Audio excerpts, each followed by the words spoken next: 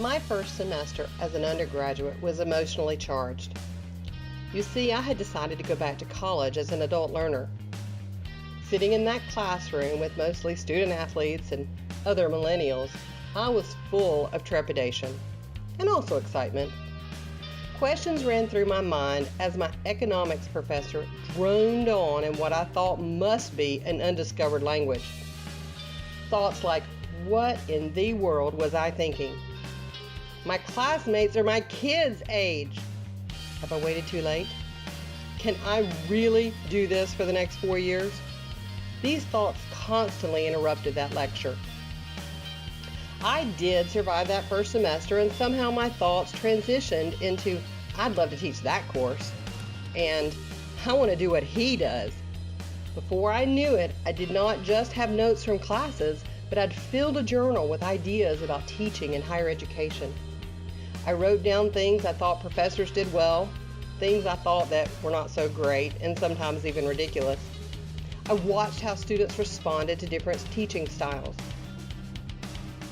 The 4 years of undergrad flew by, and before I knew it, I was finishing my MBA. One of the difficulties of entering the field of higher education is everyone wants 2 to 3 years of teaching experience.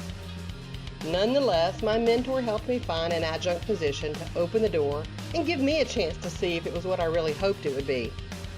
It was not flawless by any means, but I knew I had found my passion and began focusing on developing my craft. Finding ways to keep students engaged by using themes like, why should you care, helped me create energy in the classroom. Dr. Taylor was not only my advisor, he became my mentor in helping me develop a plan to achieve my dream.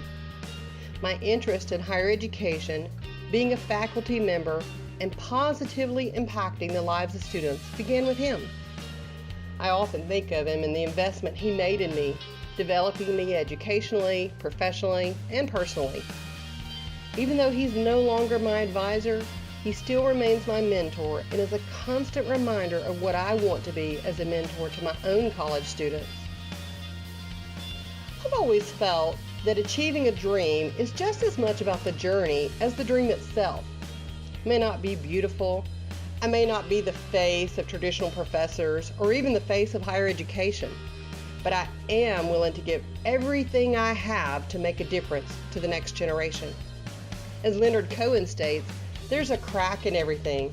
That is how the light gets in. I believe that college students today need more than a dry lecture hall as their college experience.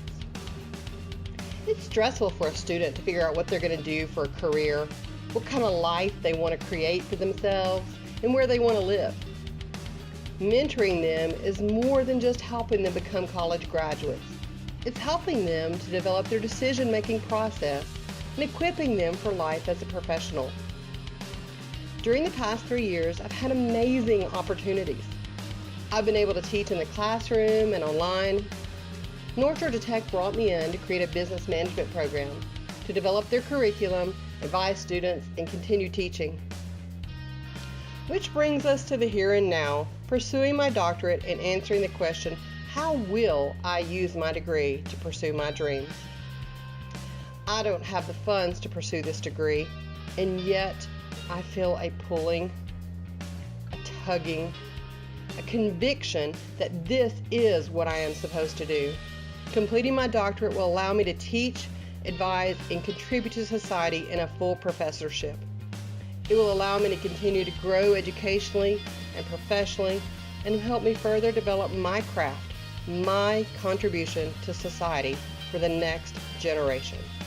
Thank you very much.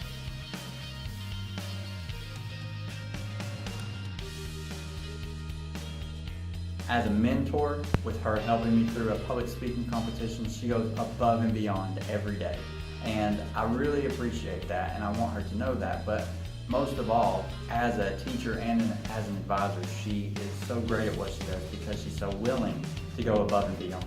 I've known Professor Sulhoff for about a year and a half or two. I've known her to be kind, selfless, and understanding. She's always there for you when you need her. She is the type of person where you can go to her and ask for words of wisdom or encouragement. She She's very thoughtful and is always willing to listen. I had the pleasure and the privilege of taking Mrs. Staci's class a couple of years ago, and it was just great. She was a very graceful person. She was a very thoughtful person, and she found ways to keep her students engaged.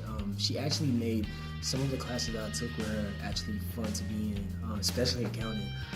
I know it was a difficult class for a lot of people, but she found ways to just keep people engaged and keep people learning new things, and it was amazing having her, and I wish I could actually have her again for